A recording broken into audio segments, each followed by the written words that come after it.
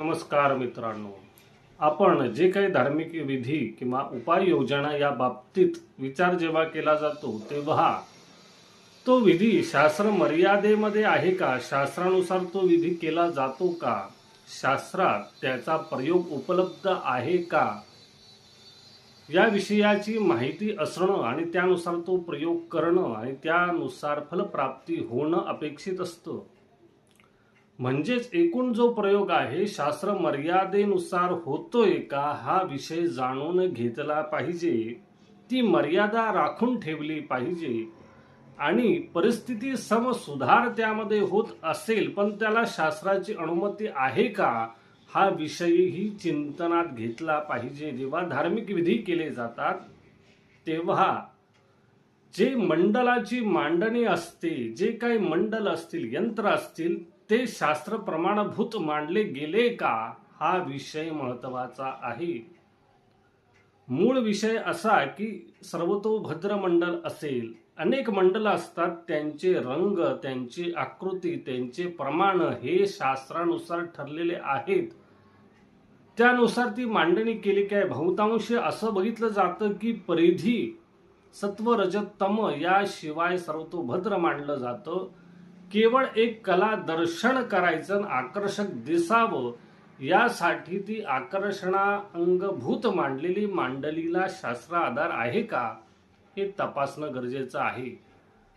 आपल्याला तिथे कला दर्शन नकोय, आपल्याला तिथे काय अपेक्षित आहे, देवतांचं पूजन, त्यांचं आसन, त्यांचं यंत्र हे शास्त्र विधीनुसार, मांडणीनुसार, रंगानुसार करताय का हे बघितलं पाहिजे. तसं न करता केवळ कलादर्शनच्या उद्देशाने जे निषेध असलेले रंग वापरून एक कलाकृती निर्माण करतात, ती शास्त्राधाराला धरून नसेल तर त्यातून फलप्राप्ती होणं कठीण होत असतं.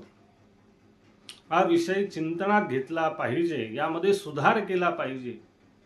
केवळ कलादर्शन, आकर्षण दिसावं म्हणून मूळ शास्त्राला, मूळ आकृतीला छेद देतोय का, परिस्थितीनुसार आपण जो बदल करतोय तो अनुकूल होणार आहे का हा विषय चिंतनात घेतला पाहिजे. त्यात सुधार करून जे शास्त्रानुसार आहे त्यानुसार मंडलाची मांडणी केली पाहिजे.